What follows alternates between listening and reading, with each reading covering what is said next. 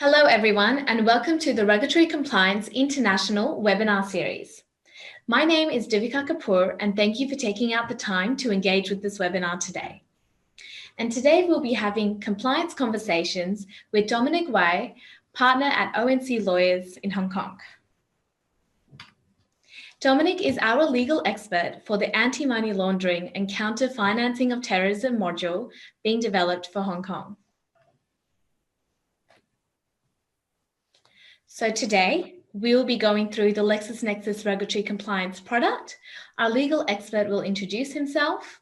We'll go through the current legal and regulatory landscape and environment of anti-money laundering and counter-financing of terrorism in Hong Kong, the module scope, any upcoming trends in the area, our key priorities, and some questions from our customers. So now I will take us through what the LexisNexis Regulatory Compliance product actually is.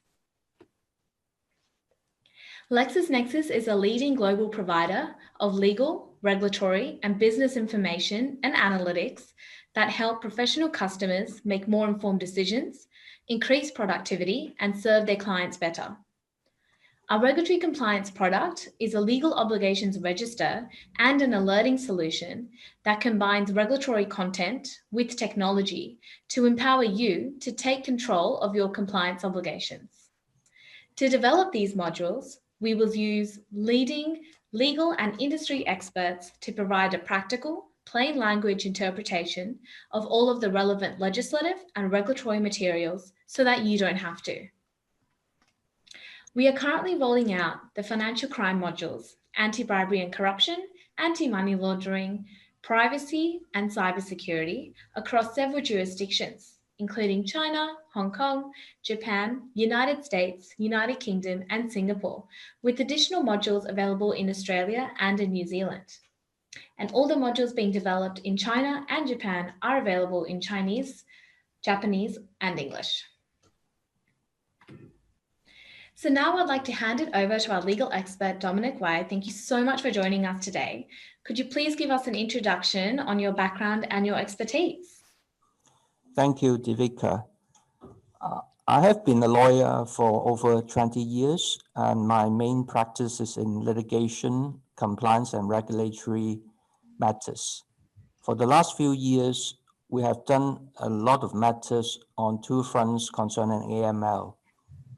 One is to act for clients to recover money as a result of business email scams or fraud, where we help clients to take legal actions and also liaise with the law enforcement agencies to freeze the money that are matters concerning AML. And on the flip side, we also help clients whose bank accounts might have been involved or implicated on AML matters that have been frozen, and we try to help them out to unfreeze the money. And we have also been helping clients who are money service operators, MSOs, on their license renewal and AML compliance matters. So we have ample experience in this area concerning AML and CFT. Thank you. Amazing. Thank you for that introduction. Now, if you could please take us through the legal and regulatory landscape and framework of anti-money laundering and counter-financing terrorism in Hong Kong. Sure. Now, the primary legislation in Hong Kong on AML and CFT is the Anti-Money Laundering and Counter-Terrorist Financing Ordinance, or AML for short. Now, previously it covers one type of institutions, but now it covers two types. One type is financial related. Those are financial institutions such as banks, licensed intermediaries such as securities companies or securities brokerage firms, insurance agents, and money service operators, MSOs, who deal with money changing business and remittance. And 2 years ago, it extended to cover institutions that are known as Designated Non-Financial Business and Professions, or DNFBP for short. That now covers lawyers, accountants, real estate agents, trust and company service providers for those who help others to set up trusts and setting up companies. Now, the AMLO mainly covers 4 major AML obligations. It covers a bit more. For example, like there is a licensing regime for MSOs or trust and company service providers, but mainly it covers 4 types, which is, I'll go into this a bit more detail in the next slide, but it covers customer due diligence, ongoing monitoring of client and transactions, filing of suspicious transaction report, and record keeping.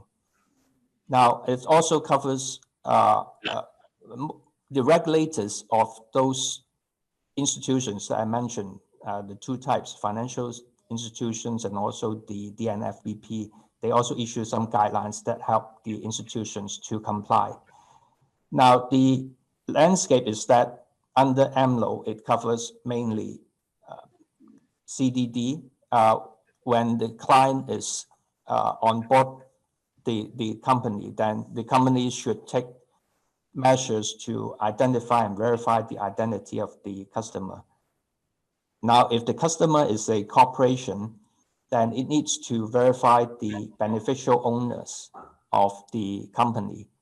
And it needs to drill down to the ultimate beneficial owner who have control of 25% or more of the shares or voting rights of the company.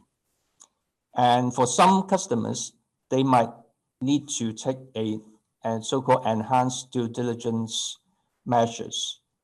And for that, the law and the guidelines suggest all companies to adopt a risk-based approach in determining the extent of customer due diligence that they need to take, and also in terms of ongoing monitoring.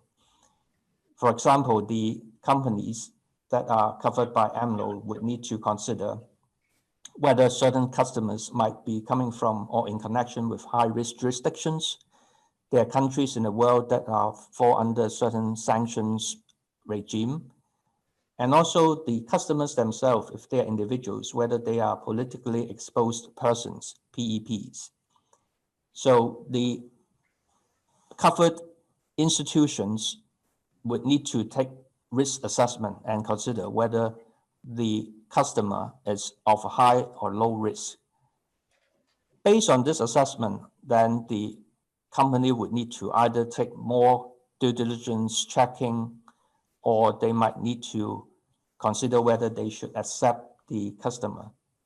Now, apart from the onboarding part, the existing relationship or ongoing relationship would need to be continuously monitored, because the customer status might change. They might not be in PEP originally, but they might become one today, or their country might be suddenly subject to certain sanctions. Apart from that, the company would also need to consider the transactions involved. The transaction itself might be, again, high risk, or might even be actually AML related. So in terms of the certain transactions, the company would need to identify and ask questions, and may need to also go into details as to the origin of the funding for the transaction and the origin of wealth of the client. Now, if there is any doubt, then there might be a need to make a suspicious transaction reporting, STR, which I'll go into a bit more detail in the next slide. But apart from this, this process would need to be ongoing, and the risk assessment needs to continue.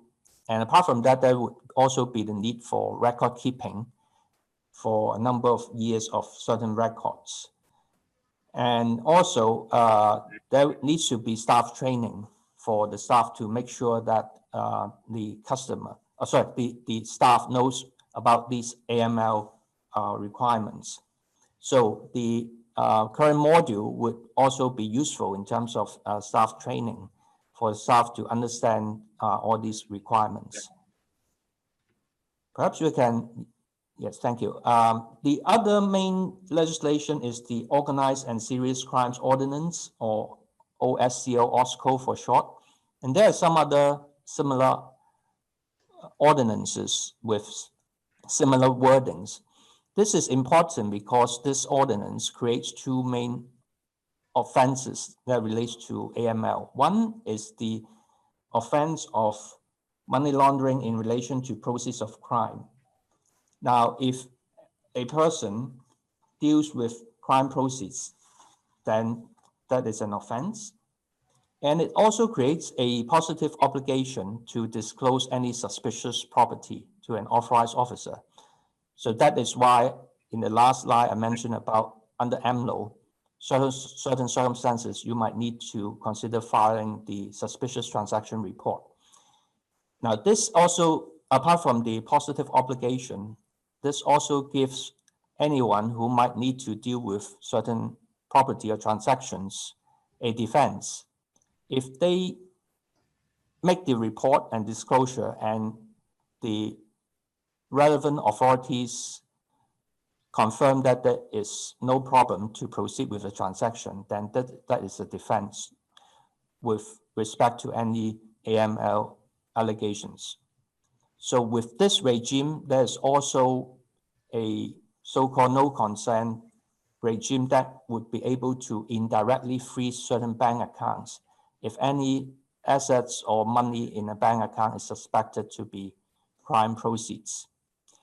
And all these also under OSCO, if the matter is really related to money laundering, the government also have the power to apply to confiscate the proceeds. I would just like to briefly also mention that actually there's also an ordinance that deals with the transfer of actual physical cash. And so now if a person comes into Hong Kong with a certain amount of currencies, then there is an obligation to disclose. So that covers the current regulatory landscape. Great, thank you for that overview. So now we'll just move on into the details of the anti-money laundering and counter-financing terrorism module scope. So we've taken the information which Dominic has kindly provided an overview of and designed this module to target key aspects of compliance in this area. So the legal landscapes covers the following: Anti-Money Laundering and Counter-Terrorism Financing Ordinance, Drug Trafficking Recovery of Proceeds Ordinance, Organised and Serious Crimes Ordinance, Payment Systems and Stored Value Facilities Ordinance, United Nations Anti-Terrorism Measures Ordinance, United Nations Sanctions Ordinance, Weapons of Mass Destruction, Control of Provision of Services Ordinance, and the Cross-Boundary Movement of Physical Currency and Bearer Negotiable Instruments Ordinance. The module also covers the following regulators. So the Hong Kong Monetary Authority, Hong Kong Securities and Futures Commission, the Insurance Authority, Commissioner for Customs and Excise, and another 4 regulators. Our core obligations in a module can also be defined as key categories of tasks.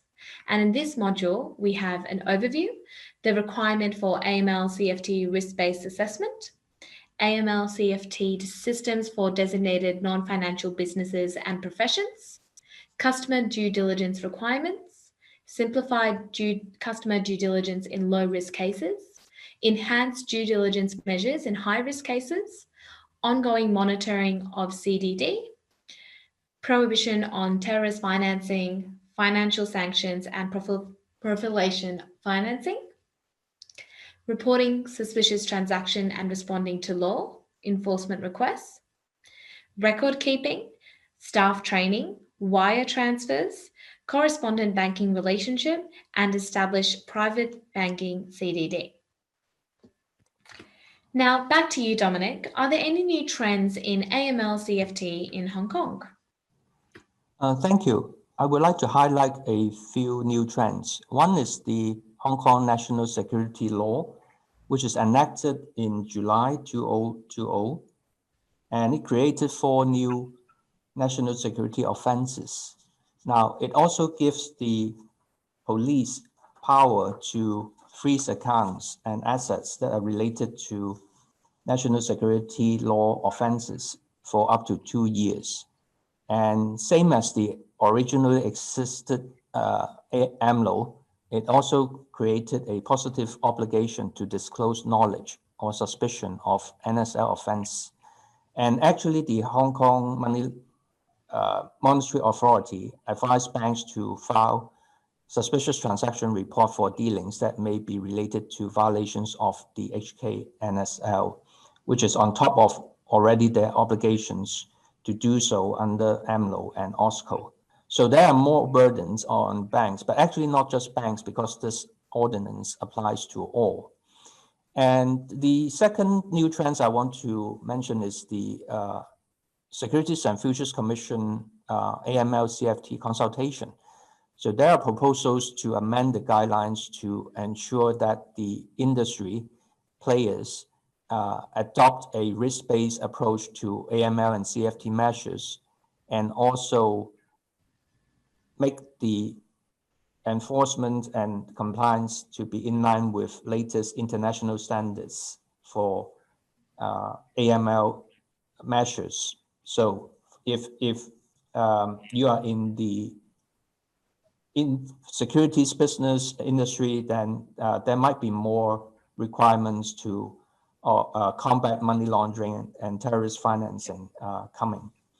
And the last one that I mentioned is just very recent, which is just two days ago, the Hong Kong government issued this public consultation to introduce a licensing regime to regulate the trading of virtual assets, including things like crypto assets and Bitcoins.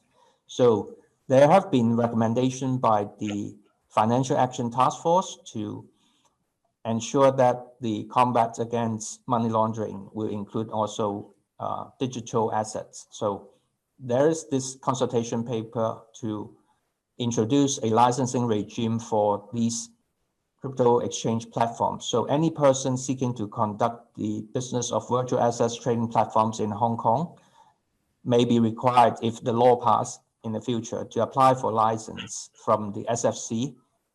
And so the SFC will be the regulator for these kind of business and digital assets trading platform. And so there is this requirement which may have a long-term impact if anyone is going into this business or may be interested in investing in crypto assets in the future in Hong Kong. Amazing. So does the AML-CFT Enforcement Authority have any priorities in 2020? And if so, what are they? Thank you. We see certain trends and priorities for business in Hong Kong because, for example, there have been more enforcement against MSOs. We have seen more arrests, prosecution in terms of MSOs that have not been compliant with AMLO, and also revocation of licenses, refusal to renew licenses, or disciplinary matters. Now, of course, if one is not in the MSO business, that might not be directly relevant. But there have been many cases where sometimes you might need to use the service of MSOs, or some people might consider using underground money changes or wire transfer business for certain wire transfer requirements. Now, actually, sometimes these kind of wire transfer transactions are being used, they use MSO for that. So if they have actually higher enforcement against MSOs, there might be a risk that in this kind of transactions, the funds that you put through might be frozen if these MSOs might be involved in any investigations. So there is this concern. And also, of course, I mentioned already about the Hong Kong national security law. There have been a few high-profile cases of arrests and investigations and on freezing of accounts. And actually, there's now a hotline for people to report matters that might be related to NSL. And these new offenses, including one that is involving foreign country or with external elements to endanger national security. That might not be that obvious when businesses deal with other business partners. So there might be a risk that if one thinks that they're doing legitimate business with certain parties, there is a risk that one might be caught with this kind of issues. So it's very important to have more understanding on your business partners and KYC. And the last one I want to mention is that during this time of pandemic, there have been more reported cases of email scams and other scams. And actually the regulators have also reminded their members. HAMA has issued notices saying that Hong Kong have been impacted by criminals that have taken advantage of COVID-19 to try to perpetrate fraud or exploitation scams, for example, face mask scams.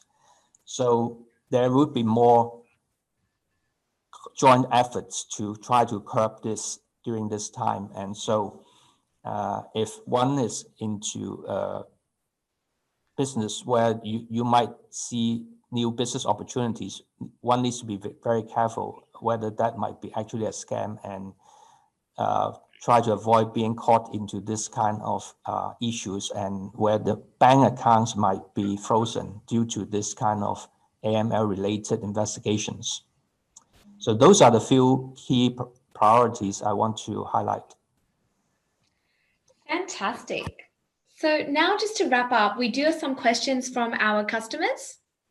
Firstly, as an overview, what are the penalties for breaching anti-money laundering laws in Hong Kong?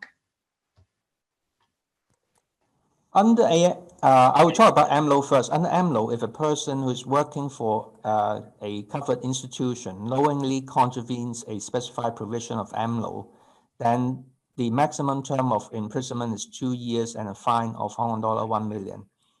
If the person does so with the intent to defraud the covered institution or any relevant supervisory authority, then the person may be liable to a maximum term of imprisonment of 7 years and a fine of $1 million.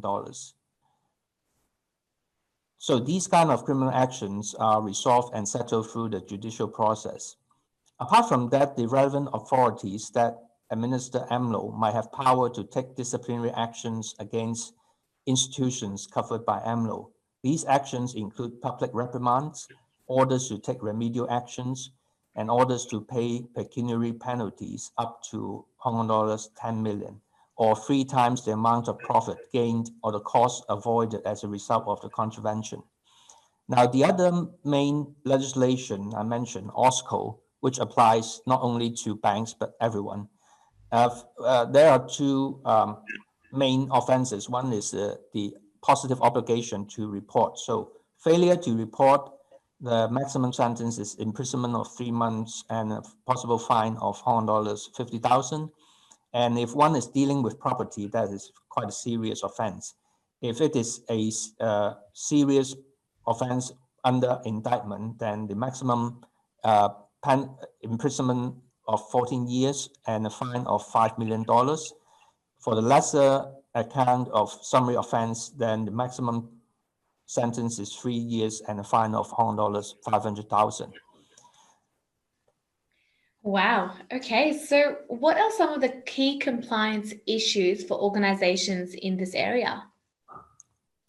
So I think for organizations, I mentioned already about the Hong Kong national security law, and seems to be there's been an active enforcement on that. So one needs to be very careful to balance between this Hong Kong national security law and overseas sanctions. For example, there might be sanctions from other countries on certain people or businesses or transactions. And in order to maybe sometimes not to avoid that, then there might be a risk of violating the national security law. So one might need to be very careful, because I mentioned already that under the national security law, there is also the risk of assets that are suspected to be related to this offense to be frozen.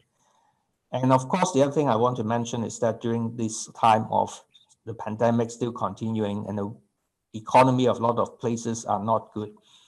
Organizations would like to have more business, that's understandable. But if one is approached with some really too good to be true kind of business, then one needs to be careful whether that might actually be a scam or scam related business, which might then attract AML investigations or the risk of funds being frozen. So, and also in terms of the obligations under AMLO, all these new customers or lucrative transactions, one might need to be careful because there's an obligation for continual monitoring and risk-based approach to assess whether there's a risk of AML, and there might be a need to also make a report to the relevant authorities. So those are the key compliance issues I just want to highlight, especially during this time of the pandemic. Fantastic. Dominic, thank you so much for your time. Really appreciate all your valuable insights into this world in Hong Kong. Thank you so much. Thank you.